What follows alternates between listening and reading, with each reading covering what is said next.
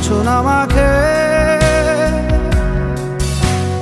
কেউ জোনাকির আলোয় গল্প লেখে, কেউ ধূসর রঙে রঙিন ছবি আঁকে। ভুল পংক্তিমালায় আবারও হাসে, আবারও হাসে। ঘর ছাড়া